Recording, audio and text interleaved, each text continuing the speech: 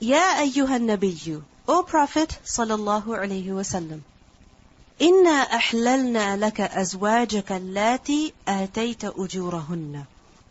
We have made lawful to you your wives to whom you have given their due compensations. To whom you have given their mahr. Inna ahlalna.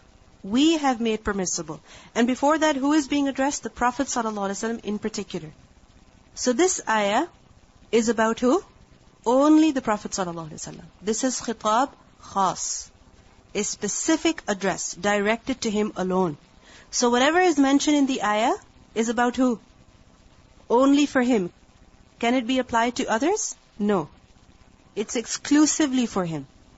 That inna ahlalna laka, we have made lawful for you, meaning for marriage, azwajaka, your wives. Which wives? Allati, those women who, atayta, you have given, ujurahunna, their ajr. Ujur is a plural of ajr, and the word ajr we know is used for mahr as well. It's used for the bridal sum that is given to the bride at the time of marriage. So who did the Prophet ﷺ get married to? And at the time, he also gave their mahr, all of his wives, right? And in particular, we see that Aisha radiallahu anha, Sauda radiallahu anha, Salama, all of these wives we see that they were given their mahr at the time of marriage. آتَيْتَ أُجُورَهُنَّ وَمَا مَلَكَتْ يَمِينُكَ. And also that which your right hand possesses. What does it mean by that? Meaning, وَأَحْلَلْنَا لَكَ. And we have also made permissible for you to marry who? مَا مَلَكَتْ يَمِينُكَ. Those women that your right hand possesses. Meaning, you are also allowed to marry those women who are your slaves. Meaning, who have come to you as slaves. So they have come to you as slaves and you are allowed to marry them. But these slaves are which ones in particular? Mimma, from that which, meaning from those women who, afa Allahu alayka. Those women whom Allah has brought to you as booty. Allah has brought to you as part of war booty. Returned to you. The word afa'a is from the root letters fa, ya, hamza, fay. Fa, ya, hamza, fay. And fay literally means rujur, to return. Fay means rujur, to return. Hatta tafi'a ila amrillah. Until it returns to the command of Allah. And wealth that is fay, is used for booty. But what kind of booty is it? Such booty that the Muslims have gained without any battle. You understand? One is that Muslims go to battle with the mushrikeen, with the enemy. Okay? They have a battle, a war, and the Muslims, they defeat the enemy, and as a result, what happens? They gain booty. What is that booty called? Anfal, ghanima, right? But in the case where the Muslims, remember the time when they went to Khaybar? What did they do? They just laid siege. Isn't it so? They laid siege, they surrounded the forts, and after some time, the Yahud, what did they do? They gave up. Similarly, it happened with the other tribes in Medina. They laid siege, and after some time, the enemy gave up and they surrendered themselves. You understand? So was there a battle that was fought? Was there? There was no battle that was fought. The Muslims laid siege, the enemy gave up, and as a result, a lot of booty fell into the hands of the Muslims. Now this kind of war booty is known as fay. And why is it called fay? Because fay literally means rujur, to return. Fay is called fay because the wealth is returned to the believers. What does it mean by that? Think about it. Who has the right to enjoy the blessings that Allah subhanahu wa ta'ala has provided? Someone who believes in Allah or someone who does not believe in Allah? Who has the right? Someone who believes in Allah. And if someone who does not believe in Allah, he enjoys some blessings, and that is what? Allah subhanahu wa ta'ala's mercy upon him. He doesn't have any right whatsoever, any haqq in that wealth. So, when a disbeliever has some property, does he have any right over it? No. This is Allah subhanahu wa ta'ala's favor upon him. But if that property is taken away from him and given to the believers, it is as though the believers are getting their haqq back. They're getting their share. They deserve it. What's the evidence for this? We learn in Surah Al-A'raf, ayah 32, that قُلْ مَنْ حَرَّمَ زِينَةَ اللَّهِ الَّتِي أَخْرَجَ لِعِبَادِهِ وَالطَّيِّبَاتِ مِنَ الرِّزْقِ. Say that who has forbidden the adornment of Allah, meaning the wealth, which He has produced for His servants, and the good lawful things of provision. قُلْ هِيَ لِلَّذِينَ آمَنُوا فِي الْحَيَاةِ الدُّنْيَا. Say that they are for those people who believe in the worldly life, meaning they are the ones who deserve it. It's not those who disbelieve. They don't deserve it. Who deserves it? It's the believers who deserve it. And on the Day of Judgment, خَالِصَةً يَوْمُ الْقِيَامَةِ. They will have it exclusively. The disbelievers will not have anything in the hereafter, but in the dunya they have it. And whose right is it to have it? The believers. So, مِمَّا أَفَاءَ اللَّهُ عَلَيْكَ. أَفَاءَ, what does it mean? Such war booty that falls into the hands of the Muslims. It is their right. They deserve it. It's not the right of the disbelievers. Because they refuse to obey Allah. They do not worship Him. They in fact oppose His religion. They have no right over His blessings. So if Allah takes something away from them and gives it to the believers, then that is their right. So this is why the word fay is called fay. So over here Allah subhanahu wa ta'ala says that also permissible for you in marriage are those women who your right hand possesses, meaning the slave women, but with slave women who have fallen into your hands as part of war booty. You understand? Who have fallen into your hands as part of war booty. Now, what are the different ways of getting a slave? Man or woman. What are the different ways? First of all, purchase. Right? Secondly, gift. Okay. Inheritance. And one more way, booty. Right? Booty. Because whatever captives are taken after the battle, those captives were considered as slaves. Okay? So over here Allah subhanahu wa ta'ala specifies not just any slaves, but those slave women who have fallen into your hands as war booty. Remember, over here nikah is being mentioned. Okay? وَمَا مَلَكَتْ, meaning وَأَحْلَلْنَا لَكَ. And we have made permissible for you to marry the slave women who have fallen into your hands as war booty. And we see that the Prophet ﷺ got married to 3 women in this way. Who were those 3 women? Safiya radhiyallahu anha. And she was from the Sabi of Khaybar. Sabi, I had mentioned to you this term earlier as well. The women and children who were taken as captives after a war as war booty. So Safiya radhiyallahu anha, she was from Khaybar. Who else? Juwayriya radhiyallahu anha, she was from the battle with Bani Mustaliq. Okay. Thirdly, Rayhana bint Zayd from Banu Nazir. So 3 women the Prophet ﷺ married in this way. So وَمَا مَلَكَتْ يَمِينُكَ مِمَّا أَفَاءَ اللَّهُ عَلَيْكَ. What do we see over here?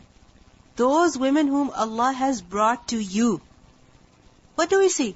That the purpose of these battles was not to get a hold of these women. No. The purpose of these battles was what? Something else. And if the Muslims got these captives and the Prophet ﷺ had these women and he got married to them, this was not the objective. This was a gift of Allah. Because Allah says, مِمَّا أَفَاءَ اللَّهُ عَلَيْكَ. Allah brought them to you. You didn't fight to get them. No, that was not the purpose of the battle. But as a result of the battle, Allah subhanahu wa ta'ala brought them to you. So first of all, which women are permissible for him to get married to? Those to whom he gave mahar. Secondly, from the war booty. Thirdly, وَبَنَاتِ عَمِّكَ. And the daughters of paternal uncle. Banat is a plural of bint. And the daughter of paternal uncle. Who would she be? Cousin, right? First cousin. So the Prophet ﷺ was allowed to get married to who? His first cousins. وَبَنَاتِ عَمَّاتِكَ, and daughters of your paternal aunts. Ammat is a plural of Amma. Again, first cousins. وَبَنَاتِ خَالِكَ, and daughters of your maternal uncle. Again, cousins. وَبَنَاتِ خَالَاتِكَ, and daughters of your maternal aunts. Khalat is a plural of Khala. So, of your cousins, you are allowed to marry them, but in particular, which ones? Allati hajarna ma'aka. Only those women who have migrated with you. From where to where?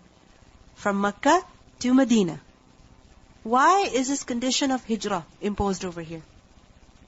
Because what does hijrah show? That they have become believers. And not just believers, but they have also sacrificed in the way of Allah.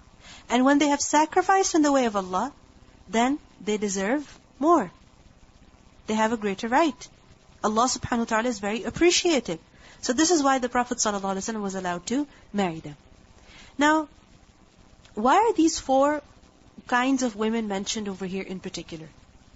The daughters of your paternal and maternal uncles and paternal and maternal aunts. Why are they mentioned over here? Because they are the hala'il. Hala'il meaning the women who are lawful for marriage from the qara'ib, from the closest relatives. Okay? In Surah Al-Nisa, earlier, we have learnt about those women who are forbidden for marriage from who? From close relatives. Isn't it so? Forbidden for you in marriage are who? Your mothers, and so on and so forth. So, earlier in Surah Al-Nisa, we learnt about those women from close relatives who are forbidden for marriage. And this shows to us about those women who are permissible for marriage from who? From the closest relatives. And who are they? The cousins. You understand? Who are they? The cousins. So, وَبَنَاتِ عَمِّكَ, which first cousin of his did he marry? Zainab bint Jahsh radhiyallahu anha. Who was she? The daughter of the Prophet ﷺ's paternal aunt. And paternal uncle's daughter, we see that Habiba bint Abi Sufyan, she was from the family of his paternal uncle.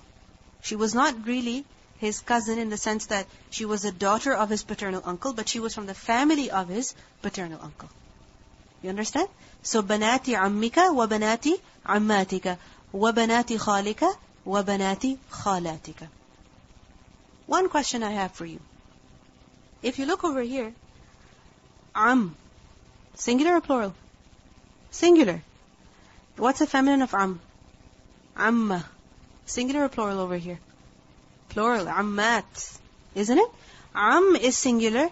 Ammat is plural. Now again, khal. Singular or plural? Singular. And khalat. Singular or plural? Plural. So we see that the males, how are they mentioned? In singular form. And the females, how are they mentioned? Plural form. Right? Uncles, paternal and maternal, singular are mentioned. And aunts, paternal or maternal, how are they mentioned? In the plural form. Why? There are many reasons, many explanations that have been given. Of them is that when singular is used in comparison with plural, what does it show? That one singular is enough. You understand? One is enough. Whereas you need more of the other group, which is why you have plural. So what does it show? Tashrif of one over the other.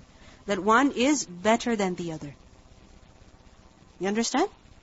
If I have, let's say, one of you on one side, I ask her to do something. Why? Because I trust her ability, I trust that she can do it. And on the other hand, I ask 5 of you to do another thing. What does it show? Her excellence, virtue over others. Does it? Does it or not? It does. It shows that 1 is equal to 5. So it shows tashrif of 1 over others. So tashrif over here is of males over females. You'll say, why? Why this bias? Gender bias. This is not bias.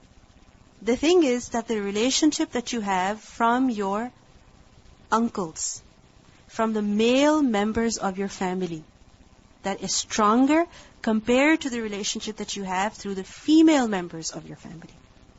Isn't it so? Because your uncle, his children, does he have a right concerning them? Of course he does. Whereas his wife does not have as much of a right. Who makes the final decision? The man always. Whereas your aunt, if she wants to give her daughter in marriage to you, but her husband says no, does she have any choice then? No, she doesn't. So the relationship through male relatives is much stronger compared to the relationship through who? Female relatives. You understand? So this is why uncles are mentioned in singular form and aunts are mentioned in plural form. And the condition that has been set over here of these cousins is that allati hajarna ma'aka. They should have done hijrah with you. They should be believing and they should have struggled in the way of Allah subhanahu wa ta'ala. And because of their struggles and sacrifices, they should have this privilege. As opposed to those women who have not done hijrah. And allati hajarna ma'aka. Ma'aka does not necessarily mean that she was in the hijrah with you, but it means that she migrated with you either before you or after you. However, but she did hijrah from Makkah to Medina. And we see that Hani, one of the cousins of the Prophet ﷺ, he proposed to her for marriage, but she said that she had little children and she wouldn't be able to take care of her children and also the Prophet ﷺ, so she excused herself. She apologized. She said, I'm sorry, I will not be able to fulfill my responsibility as a mother and a wife because I have little children. And later on when this ayah was revealed, she said, and I couldn't have married you anyway because I didn't do hijrah from Makkah to Medina. So, allati hajarna ma'aka, this is a condition. Just imagine, any of his cousins, even if they became Muslim, if they did not do hijrah, he was not allowed to marry them. Who else was he allowed to marry? وَامْرَأَةً مُؤْمِنَةً, and a believing woman. Condition has been set. A believing woman. Which believing woman? In wahabat, if she gifted nafsaha, herself, linnabiyyi, for the Prophet ﷺ. What does it mean by this? If she gifted herself to the Prophet ﷺ. Wahabat from the root letters? Wawhaba. Any other word from the same root? Hiba. What does that mean? Gift. Hiba is basically to give something to someone free of any charge. And to not expect anything in return. What do you call that? A gift, right? Well, technically this is what gifts are supposed to be. That when you give a gift to someone, you do not expect anything in return. And you're not giving them in exchange for some money, in exchange for another gift. No, that's not a gift. Hiba is you give something without expecting anything in return. So it's badlul mal bila iwad. To give wealth without taking any return. And the word hiba, when this word is used for nikah, like over here in wahabat nafsaha, the word hiba, when used for nikah, when used for marriage, it refers to such marriage that is without mahr. That is without mahr. You understand? That a woman gets married to a man, she's not given the mahr. This kind of nikah is understood as hiba. So, a believing woman, if she gifts, meaning if she offers herself in marriage to the Prophet ﷺ without any mahr. Earlier, what did we learn? What did we learn at the beginning of the ayah? Those women to whom you give mahr to. Now, another category is being mentioned. That those women who offer themselves to you and they don't expect any mahr in return. But is that it? That the woman says, I give myself to you and the Prophet ﷺ has to take her in marriage? No. He has been given a choice. In arada an-nabiyyu, if the Prophet ﷺ wishes. Wishes to do what? An yastankihaha, that he wishes to marry her. If he wishes to marry her, then he may marry her. And if he wishes to not marry her, can he refuse? Of course he can refuse. So what do we see? That the Prophet ﷺ is not forced to accept such a woman as his wife. He has the choice to either accept or reject. He has been given the freedom. And yastankiha is from noon kaf ha, istinkah. Istinkah is to desire to do nikah. to desire to get married to someone. So in أراد النبي أن يستنكحها. We see that once a woman came to the Messenger of Allah ﷺ and she said, O Messenger of Allah, I offer myself to you in marriage. And the Prophet ﷺ remained silent. Meaning he didn't accept her proposal. He didn't accept it. And we see that this happened a number of times. That not just one woman, but many times women came to the Prophet ﷺ and said that. But the Prophet ﷺ, he had the choice to either accept or refuse. So, in أَرَادَ النَّبِيُّ أَن يَسْتَنْكِحَهَا.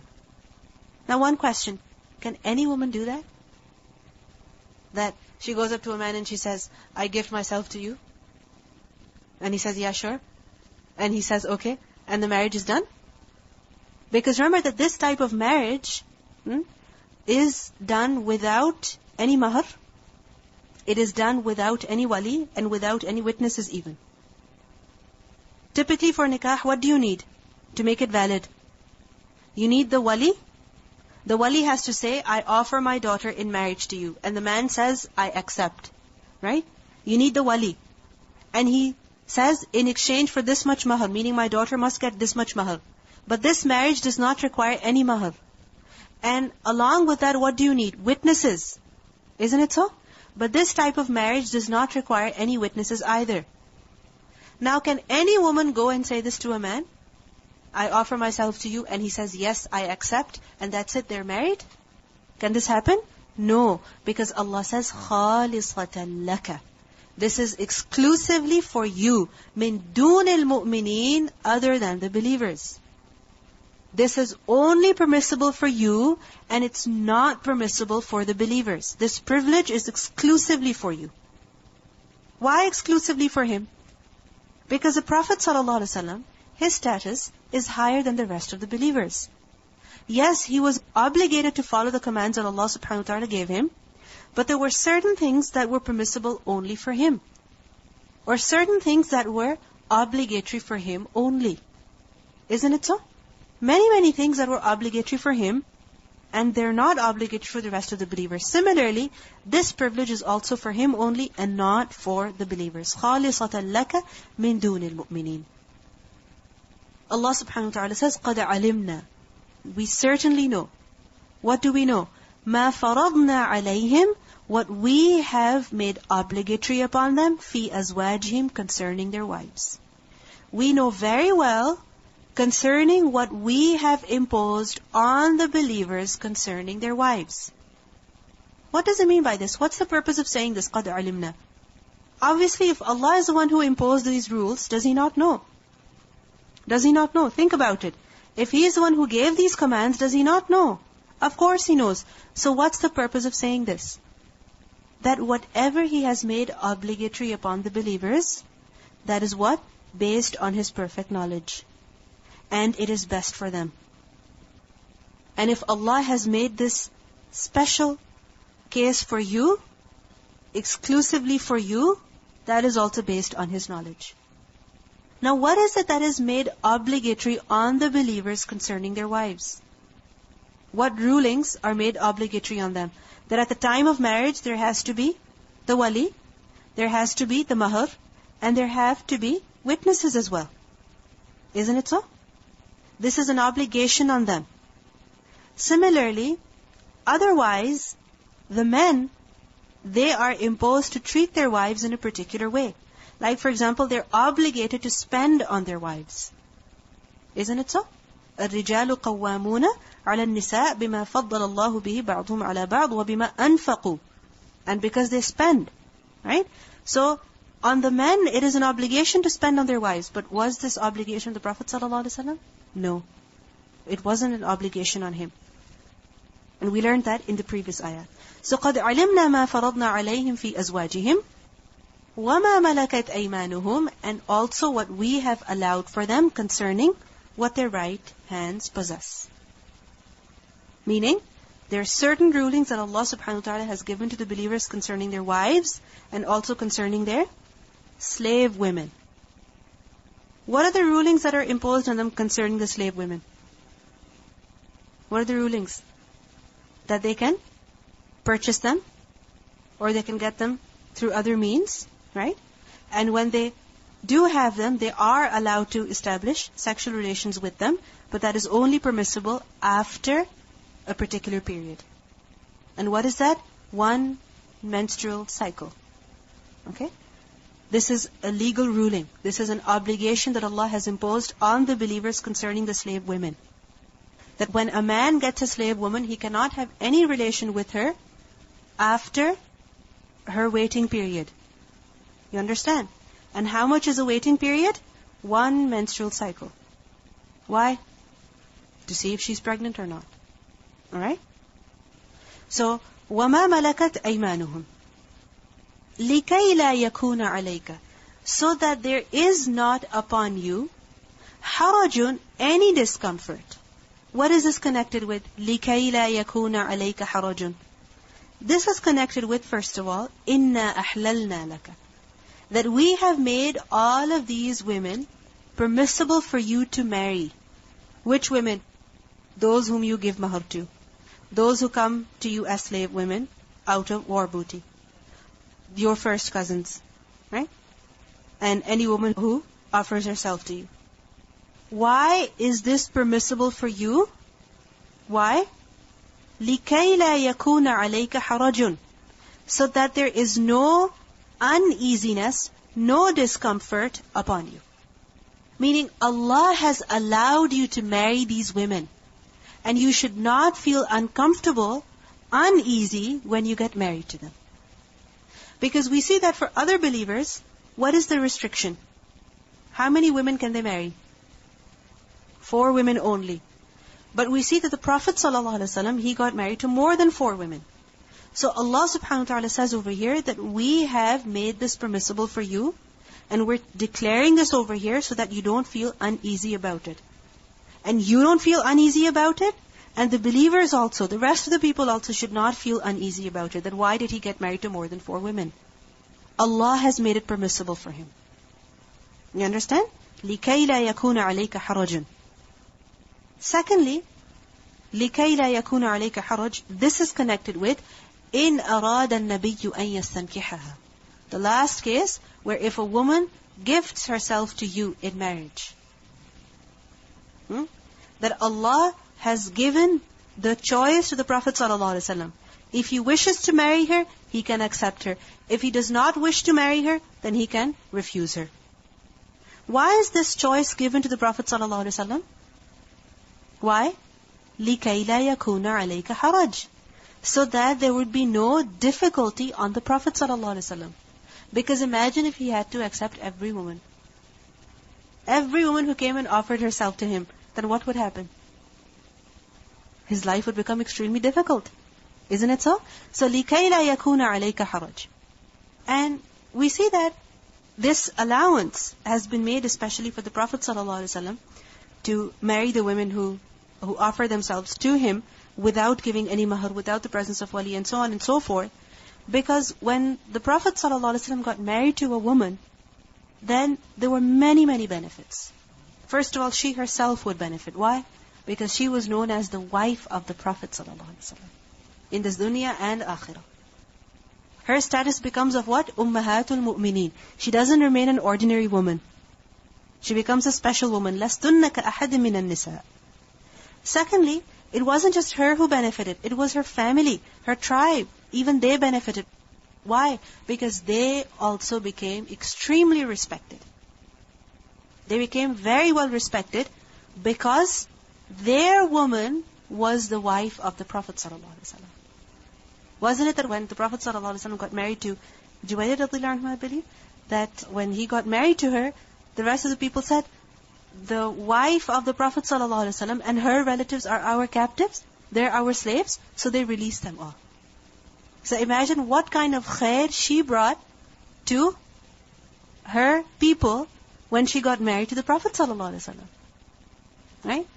And it wasn't just her and her tribe, her family who benefited, but it was also the Muslim ummah that benefited. How? How did the Muslim ummah benefit? If the Prophet ﷺ got married to a particular woman, how did the ummah benefit? Because the wives of the Prophet ﷺ, they learned from him what other people could not learn. Especially the Sunan Baytiyah. the sunnah that the Prophet ﷺ practiced inside the house. They could not be learnt by anyone except for his wives. So this is why the Prophet ﷺ was given the allowance of marrying the women who offered themselves to him. And this is why he was given the allowance of marrying more than 4 women.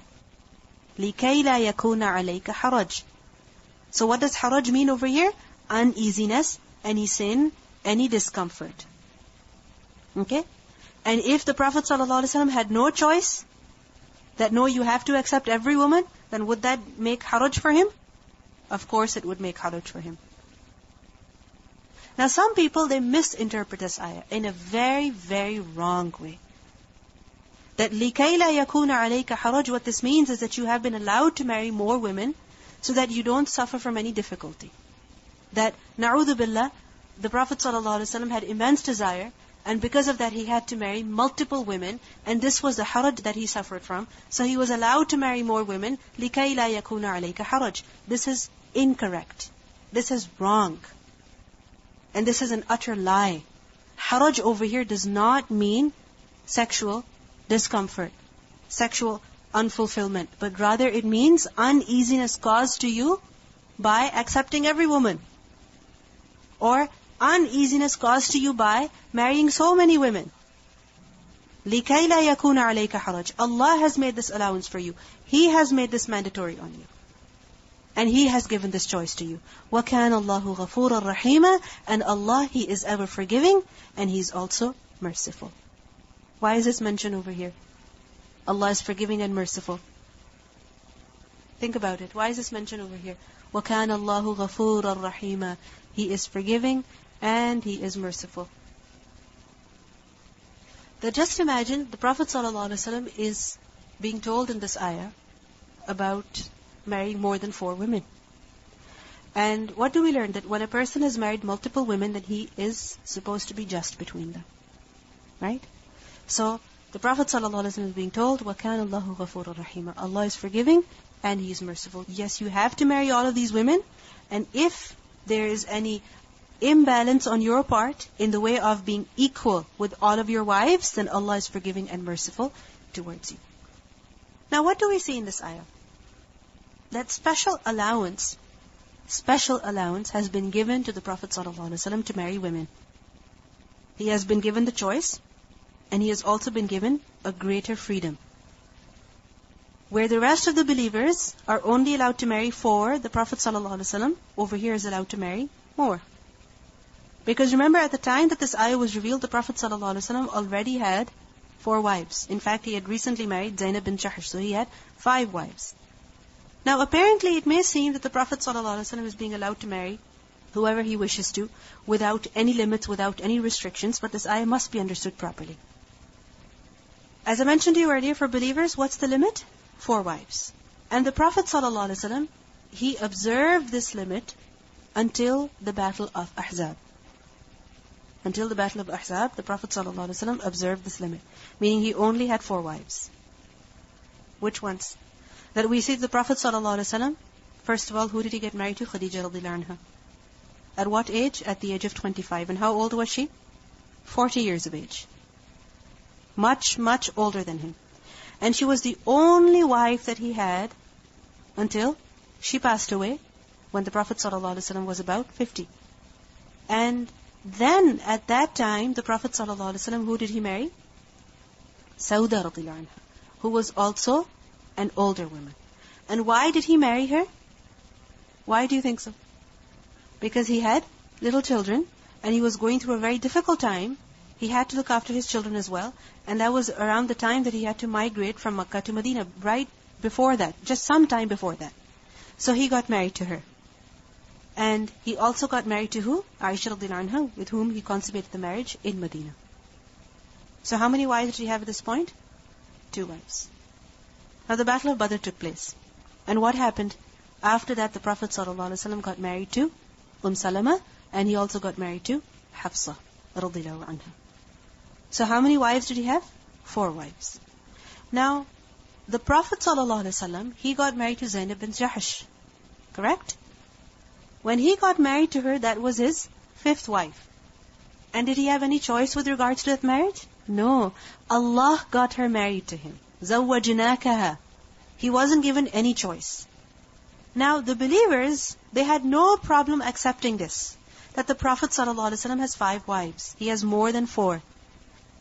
But the munafiqeen, those in whose hearts was a disease, those with weak iman, what happened to them? They began raising objections. That what is this? This is unfair. This is not right. For us, the limit is 4, and for the Prophet, it's more than 4. Why? Why is this so? So Allah subhanahu wa ta'ala reveals it Himself. That inna ahlalna laka. We have allowed these marriages for you. You are allowed to marry these women. You have to marry them. And when Allah subhanahu wa ta'ala has allowed him, can anyone object to Allah's decision? No. So, if a person objects at the marriages of the Prophet ﷺ, in other words, whose decision is he objecting? Allah's decision. What do we learn in Surah Al-Anbiya, ayah 23? That لَا يُسْأَلُ عَمَّا يَفْعَلُ وَهُمْ يُسْأَلُونَ. Allah is not questioned about what He does, and the people, they are questioned. So if Allah has made a decision, can we object? Can we? We have no right to object. Can we say why? We cannot say why. We have to accept the decision of Allah. And when Allah has made something permissible, lawful for the Prophet ﷺ, did He have the right to make it unlawful on Himself? No. In Surah Al-Tahrim, ayah 1, we learn, Ya ayyuhan nabiyyu, lima tuharrimu ma ahallallahu lak. That, O Prophet ﷺ, why do you prohibit yourself from what Allah has made lawful for you? When Allah has made something lawful for you, why do you make it unlawful? Meaning, you're not allowed to make it unlawful for yourself. So, when Allah subhanahu wa ta'ala says over here, Inna ahlalna laka, then, what is He saying in other words? We have allowed you. No one has the right to object.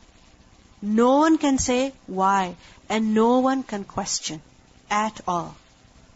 Because Allah has made this exclusive case for you.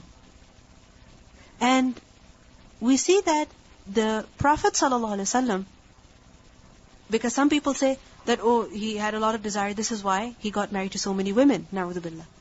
If that was the case, a person, when does he have a lot of desire? At what age? When he's young. When he was 25, he got married to a woman who was almost double his age. So much older than him. And we see that he did not get married to any other woman until she passed away. And when she passed away, who did he marry? Someone again who was older. And if he got married to Aisha radhiyallahu anha, that was because somebody else suggested her. Isn't it so? Somebody else suggested her. And the Prophet ﷺ later consummated the marriage with her in Medina, not even in Makkah. And if he got married to Salama and Hafsa radhiyallahu anha, there was a reason behind that. Both of them had become widows. And Salama, her sacrifices were great for Islam. And Hafsa radhiyallahu anha, when he got married to her, his relationship with Umar radhiyallahu anhu, it became stronger. So, inna ahlalna laka. Allah subhanahu wa ta'ala has made this permissible for you. So no one can object to it. And we see that all of the marriages of the Prophet ﷺ, they were for a specific reason. They served a specific purpose. They brought a benefit to him. They brought a benefit to Islam, to the Muslims. Remember that the Arab society, what kind of society was it? How do the people live? What was the structure? Tribal, right? And if a person had tribal enmity with someone, that would lead to many, many wars, many, many battles, many, many murders. And many times this enmity would come to an end by the marriage of two people from these two different tribes. From these two hostile tribes. If two individuals got married, then what would happen? That enmity would come to an end. That hostility would come to an end. And the Prophet ﷺ, when he became a prophet, what happened? All of the people turned against him. The battle of Ahzab, what was that about? All of the various Arabian tribes and the tribes of Yahud coming against the Prophet ﷺ. So after the battle of Ahzab, we see that the Prophet ﷺ got married to several women, and this was a means of ending that enmity. And as a result, it brought great benefit to the ummah. It brought security to the Muslims, and it also brought many people to Islam. And the women who married the Prophet ﷺ, they enjoyed security. Their families enjoyed as well. And the Muslims, they benefited immensely from the knowledge that they learned from the Prophet ﷺ, and they passed it on. We see that Khadija radiallahu anha, she was from the tribe of Banu Uzza, and they did not oppose the Prophet ﷺ. Similarly, we see that Sauda radiallahu anha, she was older. When she got married to the Prophet ﷺ, she looked after his children, and she learned from him, and she also narrated several ahadith, right, after the Prophet ﷺ passed away.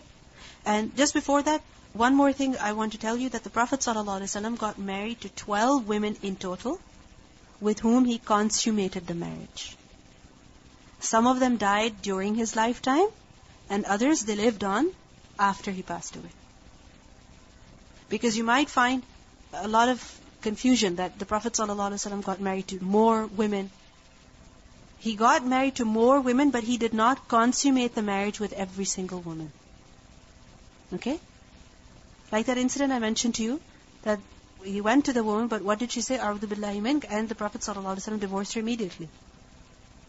So first is Khadija radiallahu anha, then is Sauda radiallahu anha. Then we have Aisha radiallahu anha. And Aisha radiallahu anha, she was from the tribe of Banu Tamim. Again, because she was married to the Prophet ﷺ, there was no enmity between him and Banu Tamim. And Aisha radiallahu anha, she was very young when she got married to the Prophet ﷺ. Right? And how much she learned from him. How much she learned from him. That she narrated over 2,000 ahadith. 2,000. Just imagine. And she taught so much for the next 48 years of her life when the Prophet ﷺ passed away. Because many of the wives of the Prophet ﷺ, what happened to them? They died soon after. But Aisha radiallahu anha, she lived on for a very long time. And she taught for so long as well. And this was possible because she got married to him young. Now many people, they raise objections. She was so young. I say one thing. If they didn't have a problem, who are you to have a problem? Think about it. If they never had a problem, why are you concerned? When two people are together, they love one another, they have a relationship, they're perfectly fine with one another. Are we anyone's to object at their relationship? No. We are no one's to do that. We find it awkward, okay, but that's your problem. They're perfectly happy. They're a normal, happy family. So you do not have the right to object at all. If we were to find out that Aisha radiallahu anha was not happy, then we have the right to say something. But she was the happiest woman. She loved the Prophet ﷺ. The Prophet ﷺ loved her. And it was a beautiful relationship. So why do we have to object? And Aisha radiallahu anha, she learned so much from him. The way she asked him questions, other wives would not ask him. Other people, in fact, would not even ask him. The way she would ask him, the way she would travel with him and learn different things from him, no person could do that. So we see that she learned so much from him, and she taught after he passed away as well. Then after Aisha radiallahu anha, Hafsa radiallahu anha. Hafsa radiallahu anha was the daughter of Umar radiallahu anhu, and she also learned a lot from the Prophet ﷺ. She narrated about 60 ahadith. And after Hafsa radiallahu anha, we see Salama. She was from the family of Abu Jahl. Just imagine. The family of Abu Jahl. The Prophet ﷺ, when he married her, the enmity that was there between him and his family, it ended. And she narrated about 300 ahadith. Just imagine, 300. You know, sometimes you are trying to understand a particular concept and you find even one hadith that supports it, or that proves the point. Isn't that a huge blessing? Each hadith is a blessing. And Salama, she narrated 300 of them. Then after Salama, Zainab bint Jahsh. Why did the Prophet ﷺ get married to her? Why? To break the custom the Arab custom that you cannot get married to the ex-wife of your adopted son. After Zainab bin Jahsh, we see Habiba. Habiba radiallahu anha, who was she? Whose daughter was she? Abu Sufyan. Just imagine, Abu Sufyan's daughter. And Abu Sufyan radiallahu anhu, it's amazing, isn't it? He waged war against the Prophet ﷺ so many times, isn't it? But when his daughter became the wife of the Prophet ﷺ, could he wage war against his son-in-law? Could he? No, he couldn't. This was against their traditions. You could not do something against your son-in-law in this way. So this ended enmity between Abu Sufyan and the Prophet ﷺ, and it led to Abu Sufyan becoming a Muslim as well. And we see that Habiba radiallahu anha, she narrated about 65 ahadith. Then after Habiba, we see that the Prophet ﷺ got married to Zainab bint Khuzaymah. She died a few months after she got married to the Prophet ﷺ. And after Zainab bint Khuzaymah, we see Juwayda radiallahu anha from Banu Mustaliq. And these people also, they intensely opposed the Prophet ﷺ, but when he got married to her, this enmity, it came to an end. Safiya radiallahu anha from Banu Nazir. Then after Safiya radiallahu anha, Rayhana radiallahu anha from Banu Qurayza. And then after her, Maymuna radiallahu anha, and she was the sister of the wife of the leader of Najd from Banu Ghaylan. So as a result of this marriage, that enmity also came to an end. So we see that the wives of the Prophet ﷺ, they learned a lot from him, and they passed on a lot of knowledge as well. And the numbers that we have today, 5 ahadith, 10 ahadith, 60 ahadith, this is just a recorded number. Allahu a'lam, what other knowledge they must have learned and taught as well that has not reached us. But they did spread that knowledge. And through these marriages, many, many customs were broken. Many customs and traditions were broken that were against Islam. And also, the great benefit was that it strengthened Islam. Now, what do we learn from this ayah? We learn many, many things. First of all, we learn from this ayah about the allowance, the special allowance that is being given to the Prophet ﷺ. What does that show to us? His great status. This ayah tells us about the high status of the Prophet ﷺ. That we see that he is being addressed as Ya ayyuhan nabiyyu. And then a special allowance is being given to him. Inna ahlalna laka. We have made permissible for you. We have made this lawful for you. So it shows us the great status of the Prophet ﷺ. And we see that in Arabia, the common people, they wouldn't get married to many women. But the leaders amongst them, they would have multiple wives. Why? To show the supremacy of the leader above the rest of the people. This was an Arab tradition as well. You understand? Because you might say, well, the hostility could have ended in other ways as well. Or the traditions could have been broken in other ways as well. But why through marriage? Because this was an accepted Arab culture, an Arab practice. That the leader, to show his supremacy above the rest of the people, he would have multiple wives compared to the rest of the people. Okay? So this ayah shows to us about the high status of the Prophet ﷺ. Then we also learn from this ayah about the fact that ihlal, meaning making something permissible, is the right of who? Allah subhanahu wa ta'ala. He can make whatever He pleases lawful for whomever He wishes. So if Allah made these marriages lawful for the Prophet ﷺ, that's His right. Allah can do that. We are no ones to object. Thirdly, we also learn from this ayah that a man, he can only marry how? After giving a mahr. Allati, those women to whom you have given their mahr. Ujurahunna, whom you have given their mahr to. So marriage is not valid except with mahr. This is the general rule. But for the Prophet ﷺ, a special allowance was made in which a woman, she could gift herself to the Prophet ﷺ without taking any mahr in return. Okay? As we learn from this ayah.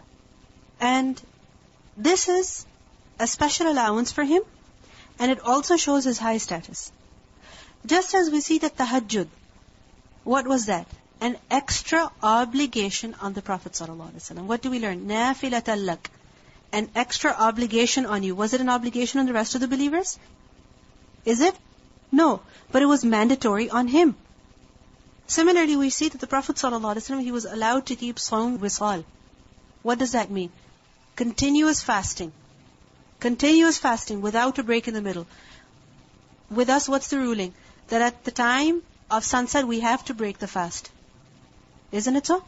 And after that, we have to do the suhoor. But for the Prophet ﷺ, at that time, he could make the intention to continue the fasting as well. But for us, it's not permissible. Similarly, we see that for him and his family, there is double reward. For the Azwaj al-Mutahharat, there is double reward compared to other women. Isn't it? And we also see that in matters of pain, of difficulty, like for example, illness, the Prophet ﷺ suffered double pain. Isn't it so? Whenever he became ill, what did he say? That he suffered more than the rest of the people. He suffered more pain compared to the rest of the people. Likewise, it was not an obligation on him to spend on his wives. They were given the choice. If you want money, you can go. And if you want Allah, the home of the hereafter, the Prophet ﷺ, then the Prophet is not obligated to spend on you. And similarly, he was not obligated to be equal with all of his wives.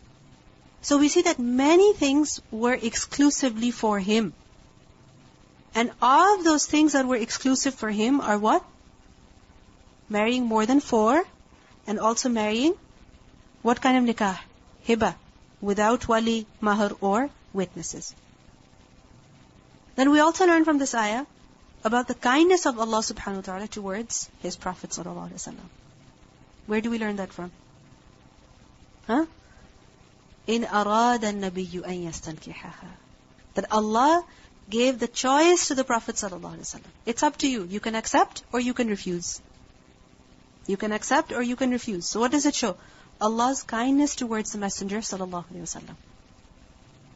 Also we see that Allah subhanahu wa ta'ala has imposed certain obligations on men with regards to their wives. قَدْ عَلِمْنَا. We know very well about what we have imposed on them, on the believers, concerning their wives. What does that show to us? That the believing men have been imposed with certain responsibilities towards their wives.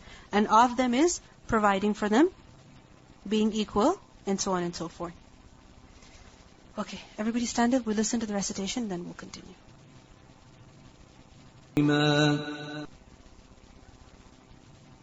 What are the various objections that people raise against the marriages of the Prophet ﷺ? Have you come across any of them? Okay, that Aisha radiallahu anha, she was very young. And the simple answer to that is, she didn't have a problem. That's it. Forget about the wisdom, because some people say the Prophet ﷺ had declared Abu Bakr radiallahu anhu as his brother, and therefore to show that no, he was not actually his brother, therefore he got married to his daughter. So to break that tradition. But regardless of that even, just think about it. They never had a problem. So we shouldn't have a problem either. Many times we find out about, a very old man getting married to a very young woman, and people object. But this is not just in Eastern countries, but also in Western countries. It's amazing. Sometimes a 50-year-old man is going out with a 20-year-old woman. And people don't have any problem because they don't have any problem. They're perfectly fine. So when they don't have a problem, we should not have a problem either. Simple. Exactly. The Prophet ﷺ, he gave her the choice. Remember when the ayat of Takhir were revealed, even she was given the choice. If you want, you can leave. But what did she say? You want me to consult my parents concerning this? I don't need their consultation. I don't need their advice. I have chosen Allah, His Messenger, in the home of the hereafter. So they themselves chose the Prophet ﷺ. And we see that all of the other wives as well, like for example, Juwaydah radiallahu anha, Safiya radiallahu anha, Rihana radiallahu anha, when they were brought in as captives before the Prophet ﷺ, he asked them, would you accept Allah and His Messenger, or would you rather have your freedom? Meaning, would you become a believer and be my wife, or would you rather work for your freedom and remain as a slave. And all of them, they chose Allah and His Messenger. So it was by their agreement, by their will. None of these marriages were forced. And we see that if there was one woman who said, A'udhu billahi mink, the Prophet ﷺ did not say, how dare you say that? Nothing at all. He just said, go. That's it. Simple. What other objections are raised against the marriages of the Prophet ﷺ? Because it's good to clarify this, because many times these are the things that people talk about. Unfortunately. Many times when people see you in hijab, having studied the Quran, this is what they will ask you about. So you should be equipped. You should be prepared. That there are so many. How come there were more than 4? How come even 4? 4 people have a problem with, and more than 4 even people have a problem with. So what's the answer to that? Why did he marry more than 4 women? How will you answer that? What do we learn from this ayah? Exactly. Allah allowed it, so we are no ones to object. What else? Each marriage served a particular purpose. There was wisdom, there was reason behind it. And what are those reasons? Putting an end to the enmity, the knowledge that they learned, right? The various wrong practices that were abolished. Okay? Anything else that comes to your mind, perhaps? The status of Ibrahim, Maria, radiallahu anha, she remained as the slave woman of the Prophet ﷺ. He did not marry her. Why? Because we learn in the following ayat that after the ayat of takhir were revealed, the ayat of choice, where the wives of the Prophet ﷺ were given the choice. You can stay with me or you can leave. After that, Allah subhanahu wa ta'ala rewarded the wives of the Prophet ﷺ. How? That the Prophet ﷺ was not allowed to marry any more women. You understand? He was not allowed to marry any more women. He was not allowed to divorce any of his wives and take other women in their place either. So, Maria Qibtiyya, she came to the Prophet ﷺ after the revelation of those ayat, and therefore he did not get married to her. You understand?